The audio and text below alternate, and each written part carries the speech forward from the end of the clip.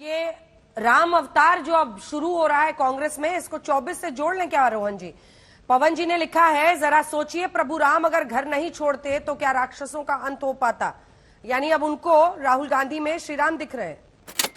कांग्रेस राहुल को मोहरा बनाकर victim card खेल रही है और 2024 की तैयारी कर रही है।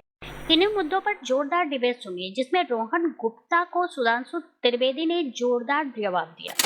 अंजना जी, मुद्दा यहाँ पे जो सदस्यता रद्द करने का नहीं, क्योंकि भाजपा को राहुल जी से क्या प्रॉब्लम है पूरे देश को मालूम है। वो सत्य बोलते हैं, इनको हजम नहीं होता है। राहुल जी इनकी असलियत देश के सामने लेके आते, उनको हजम नहीं होता है। ये चाहते हैं कि हम लोग कुपमंडूक बन के देश की लोकतंत्र की हत्या होती जाए और राहुल जी उसको देखते रहे। राहुल जी ऐसे नहीं है, वो समझते हैं अगर लोकतंत्र की हत्या होगी तो राहुल गांधी खड़े होंगे। और कौन बोलता है? सबको तो ये डरा देते हैं, किसी को ईडी से डराते हैं, सीबीआई से डराते हैं। क्यों? इनकी मजबूरी इसीलिए है राहुल गांधी के सामने कि कुछ भी कर लेते हैं, राहुल गांधी को डरा नहीं पाते। इनको लगा कि सदस्यता रद्द कर देंगे तो राहुल गांधी जी डर जाएंगे। इनको लगा कि उनके घर की जो नोटिस दे देंगे तो राहुल गांधी जी डर जाएंगे। अब भाजपा नेताओं को इनकी विडंबना है अंजना जी कि भाजपा नेताओं को ये बोलना पड़ रहा है कि अरे राहुल जी लीगल जो है केस को ठीक से क्यों नहीं लड़ रहे हैं। ये इनकी मजबूरी है। अब ये बोले तो बोले, करे तो करे क्या, ये इनका हाल हो चुका है। कहां इसमें लॉ? ये लोग बोलते हैं कि लॉ अपना काम करता है। अगर लॉ अपना काम करता और इनकी नीयत में खोट नहीं होती तो राहुल गांधी जी को समय दिया जाता। तो राहुल गांधी जी इनको समय दे रहे हैं कि क्या इनकी जो बुद्धि है, कुबुद्धि, क्या वो बदल सकती है? क्या अपने आप ये लोग खुद सोच सकते हैं? हमको जो करना होगा करेंगे, आप डराइए, सदस्यता ले लीजिए, बंगला ले लीजिए, रेड कर दीजिए, जो करना है करिए। अब ये बौखला चुके कि इतना सब कुछ करने के बाद भी राहुल जी को असर क्यों नहीं हो रहा। पूछना चाहता हूं, राहुल गांधी आज क्या है कांग्रेस में? अध्यक्ष हैं, उपाध्यक्ष हैं, महासचिव हैं, नेता प्रतिपक्ष हैं, उपनेता प्रतिपक्ष हैं। वो एक अदद सांसद है। ये देखिए जलवाए जलाल और जमाल उनका, देखिए कि उनके लिए विदेश तक से बोलने के लिए लोग तैयार हैं। और पूरी पार्टी, यानी पार्टी के अध्यक्ष हो या खड़गे जी हो, सब एक सांसद के लिए सब तैयार है। 1.5 दर्जन सांसदों के साथ ही हो चुका है। लोगों को नाम भी नहीं पता होगा, पर दिग्विजय सिंह ने बोला वो तो किनारे है, दरकिनार है। मगर यहां पर और जो अंजना जी आपने कहा ना, कोर्ट क्यों नहीं जा रहे, अब तो समझ में आ रहा है। कोर्ट इसलिए नहीं जा रहे हैं कि अभी 7 समुंदर पार से कुछ देख रहे होंगे कि काश जहां हम बोल के आए थे कुछ तो उधर से सुर उठे, तब हम यहां रिएक्ट करें ताकि उनको बोलने मौका मिले। मैं ये नहीं कह रहा हूं कि वहां के इशारे पे कर रहे होंगे, मगर कुछ इशारा उधर का देख तो रहे ही होंगे। और वो दिख गया आज। जर्मनी ने बोला भी, दिग्विजय सिंह जी ने ट्वीट भी कर दिया। एक वो पुराना गीत था ना कि रफ्ता रफ्ता वो मेरी हस्ती का साया हो गए। तो मुझे लग रहा है कि वेस्टर्न कंट्रीज, वेस्टर्न मीडिया का एक ग्रुप, वेस्टर्न कंपनीज, वो रफ्ता रफ्ता यानी धीरे धीरे आपकी हस्ती का साया होते चले जा रहे हैं। और रफ्ता रफ्ता का मतलब धीरे धीरे होता है। जो आप इतना धीरे धीरे चल रहे हैं कोर्ट की प्रक्रिया में लेकर, तो मुझे लग रहा है शायद इसके पीछे भी कुछ गहरी रणनीति हो। क्योंकि मैं तो नहीं मानता कि कांग्रेस पार्टी कोई नासमझ पार्टी है।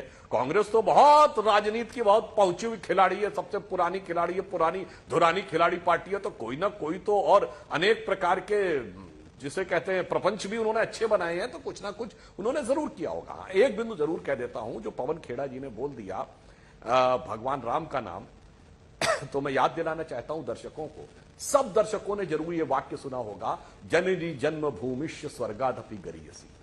मगर ये किस संदर्भ में है, ये पूरा श्लोक बहुत से लोगों को नहीं पता होगा। ये संदर्भ ये है कि जब लंका पर विजय प्राप्त कर ली थी भगवान राम ने, और लक्ष्मण ने कहा, भ्राता देखिए कितना सुंदर ये जगह है, सोने की लंका है, ये सारे भवन ही सोने के हैं, कितना सुंदर है, ये तो अपना होना चाहिए।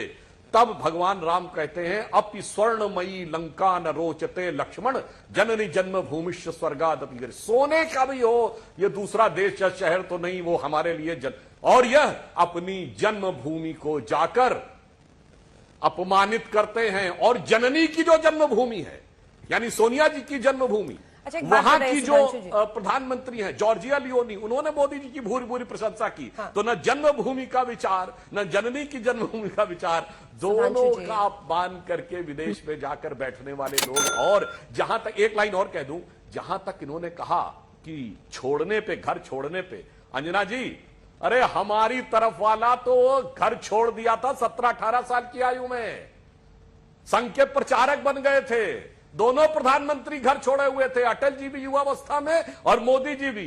हमारे यहां दर्जनों संगठन मंत्री हैं जिन्होंने हमेशा राष्ट्र सेवा का व्रत लेकर छोड़ा।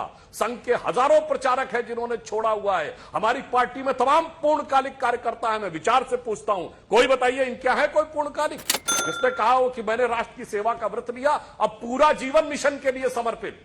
एक नहीं होगा, हमारे यहाँ हजारों हैं। इसलिए ठीक है, मेरे एक सवाल का जवाब दे दीजिए। हिंदू धर्म ग्रंथों का उदाहरण दें तो विचार करके करना। मेरे एक सवाल का जवाब दे दीजिए। क्या आप ये कह रहे हैं, एक सेकंड रुक जाइए, क्या आप ये कह रहे हैं कि जर्मन विदेश मंत्रालय में सत्ता में नहीं विपक्ष में होने के बावजूद कांग्रेस पार्टी की राहुल गांधी की इतनी पैठ है कि उन्होंने वहां से बुलवा दिया,